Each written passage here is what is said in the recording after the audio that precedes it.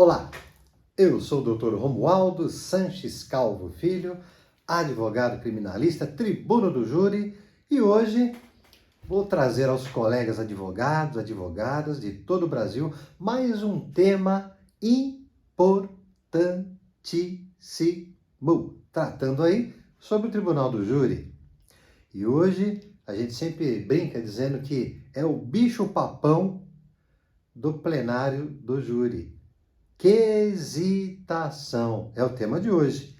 Quesitação. Quesitos, perguntas que é privativo do juiz-presidente, ao término dos debates lá no plenário, realizar. É ele, juiz-presidente, quem elabora os quesitos, ou quesitação, ou perguntas. Essas perguntas têm fontes e ordem. Fontes de onde nós nos abeberamos, né? De onde nós tiramos a base para elaborar essa quesitação. E não basta sabermos as fontes, que já adianto, são 4. 4 as fontes da quesitação. 4.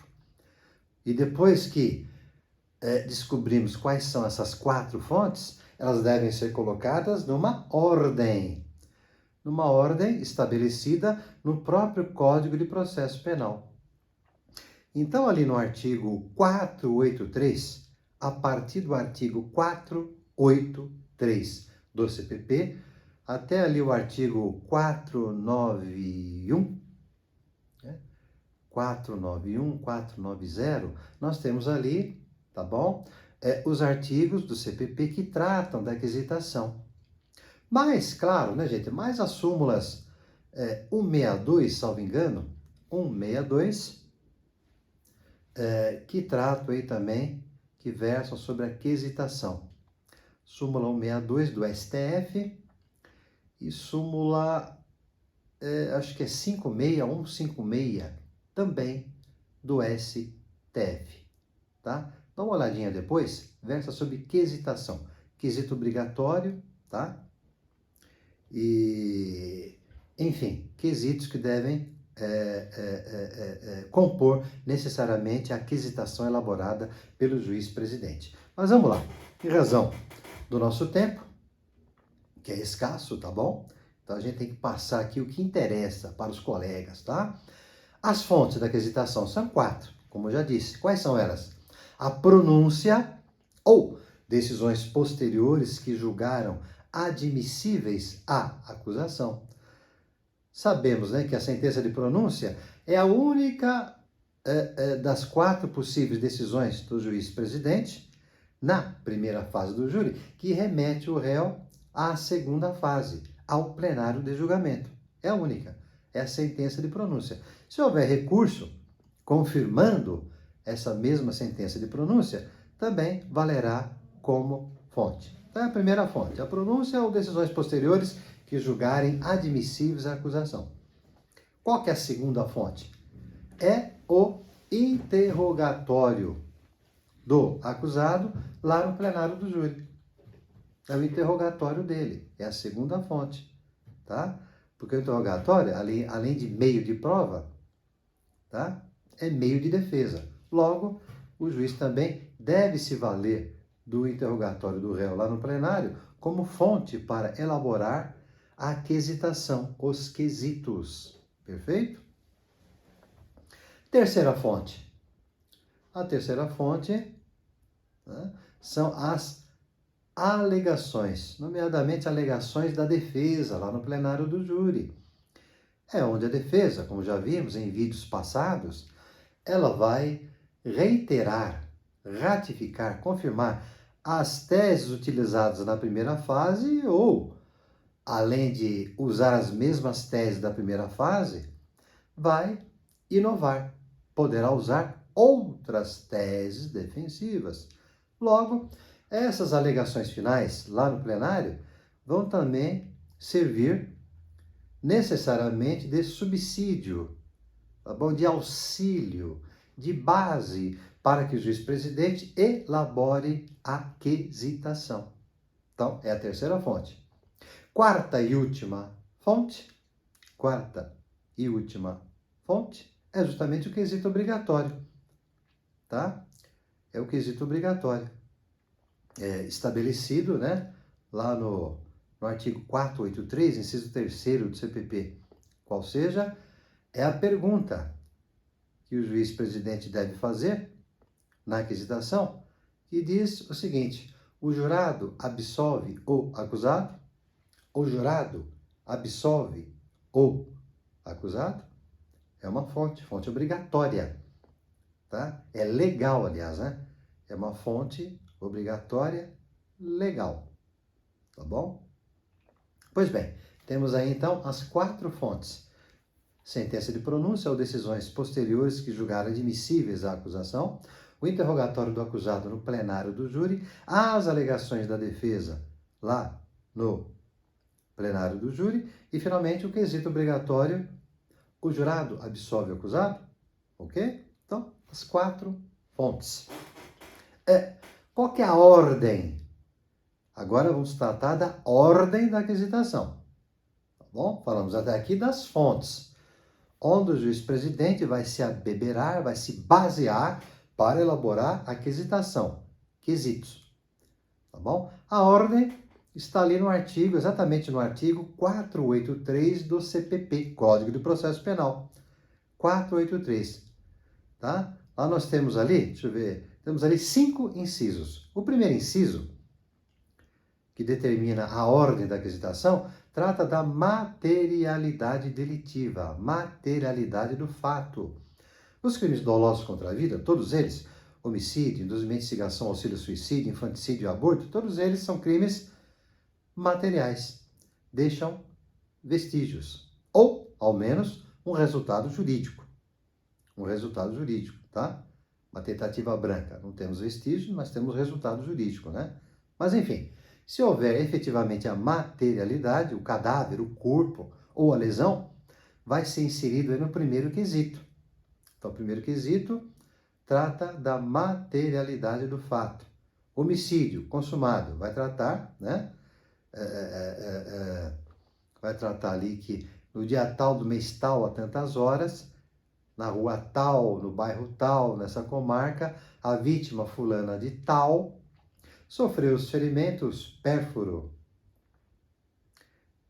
contusos, descritos e caracterizados no laudo cadavérico de folhas tais, os quais foram a causa eficiente de sua morte.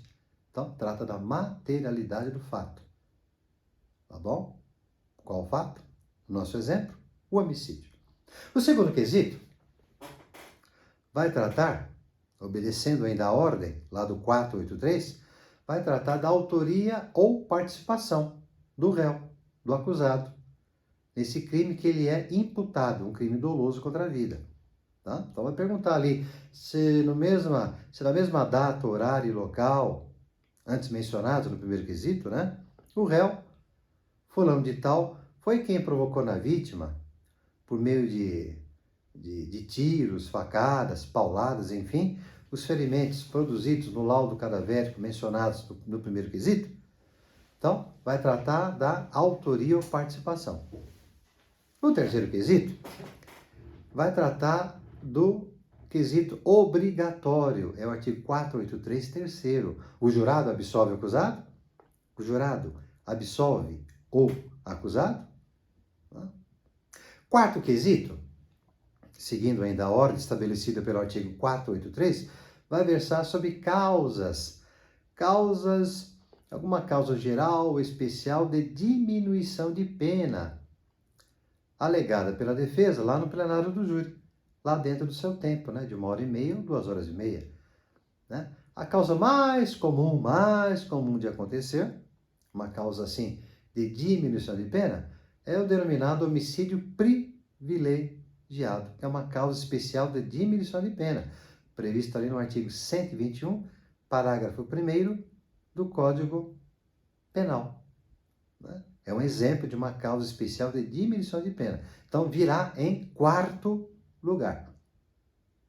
Por fim, o quinto e último quesito do artigo 483, ainda tratando da ordem da aquisitação, vai versar sobre qualificadora ou, né, causa de aumento.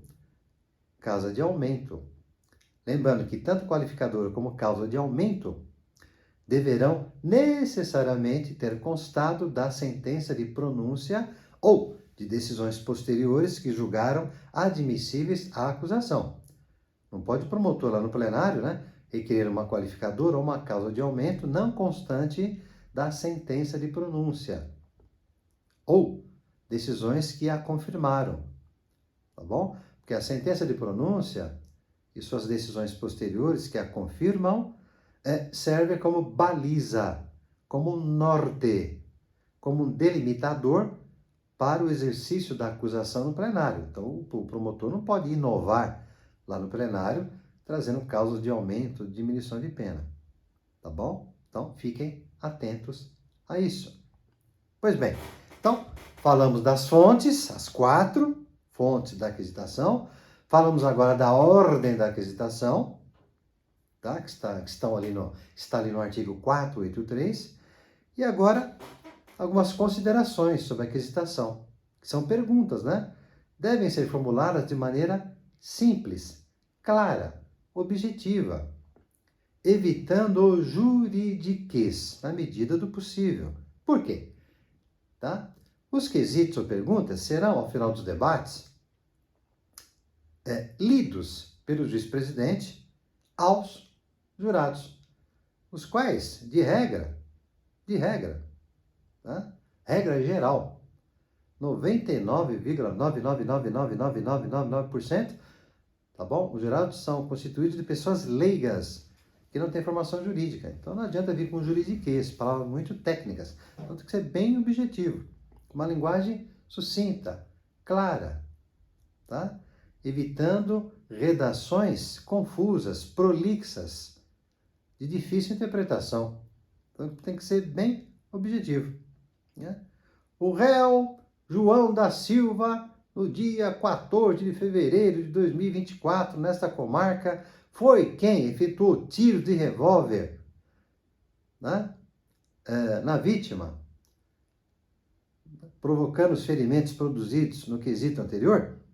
Bom, bem claro, objetivo, tá? Sem juridiquês, sob pena de nulidade, tá bom, gente? Sob pena de nulidade, ok? A aquisitação, embora seja privativo do juiz-presidente sua elaboração, nada impede, eu faço isso, viu? Uma dica. Eu já elaboro aqui no escritório, antes do plenário, eu faço uma proposta de quisitação ao juiz-presidente. Por quê?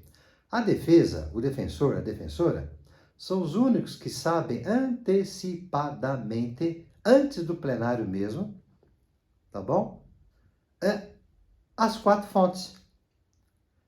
Tá? Eles já conhecem o teor da sentença de pronúncia ou das decisões posteriores que a confirmam, já sabe o que o cliente, o seu cliente, o acusado, vai dizer lá no interrogatório, já sabe, né, quais as teses que serão utilizadas no plenário, né? Você é o defensor ou a defensora, você já tem que saber, não é mesmo? As teses. E você já sabe que é legal o quesito obrigatório. Já a acusação e o juiz-presidente, eles dominam, das 4 fontes, eles dominam, tá bom? Eles dominam apenas 2 das fontes. Quais?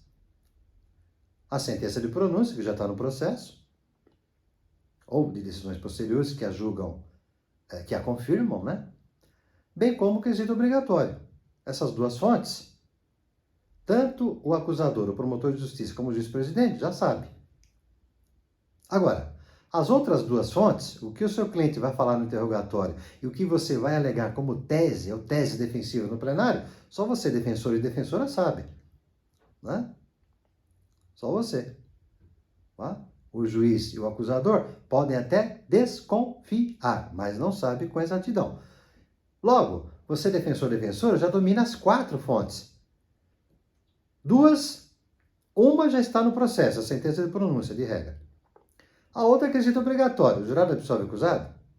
E as duas outras, suas teses, que você vai alegar no plenário, tá bom? Bem como o que o seu cliente vai falar, você também domina. Logo, você pode elaborar uma proposta de quisitação no seu escritório, já levá-las prontinhas e entregar lá durante a sua fala para o juiz-presidente. Doutor, a defesa realizou aqui uma proposta de quisitação, não é oficial, né? É uma proposta, tá? Para que sirva aí de subsídio, né? De um auxílio aí, digamos, para que Vossa Excelência, o senhor, a senhora, possa realizar a quisitação oficial. Isso é bom, porque dá um norte para o juiz-presidente, já sabe ali de que maneira você, defensor, defensora, deseja seja a quisitação elaborada. Perfeito? Tá? Porque se fugir muito, se a quisitação oficial fugir muito, muito mesmo daquela sua proposta, você poderá oportunamente, tá, fazer alguma reclamação ou requerimento. Porque no final dos debates, o juiz-presidente ele lê ainda em plenário a quisitação oficial. E se tiver muito distante, muito discrepante com aquela que você elaborou, você defensor, defensora, você pode requerer que o juiz retifique, né? Corrija, altere alguma coisa, e se ele discordar, peça para consignar em ata. Tá bom? Em síntese, gente, eu passei aí o beabá da quisitação, tá bom? Tem vídeos nossos ali no YouTube também, outros vídeos, vocês podem acompanhar para saber mais coisas a respeito. Eu vou me despedindo e dizendo, né, antes que nós temos aqui um segmento aqui no escritório, que se chama Mentoria no Tribunal do Júri. O que é isso? É aí uma consultoria ou parceria ao colega advogado, advogada de todo o Brasil que tenham ou possam vir a ter um caso concreto, um processo real do Tribunal do Júri, um cliente que entra aí, né, no escritório, e você não tem experiência, ainda não tem segurança, não tem prática, tá bom? Mas não pode perder o cliente, afinal, a vida não está fácil. Porém, tem que ter responsabilidade, né? De proteger ao máximo a liberdade do cliente. Logo, poderão contatar-nos agora mesmo e saber mais para obter essa consultoria ou parceria, para que juntos possamos aí atuar em prol desse cliente. Tá bom, gente? Espero que o vídeo tenha agradado, tenha sido útil e vejo vocês no próximo vídeo. Até lá, obrigado.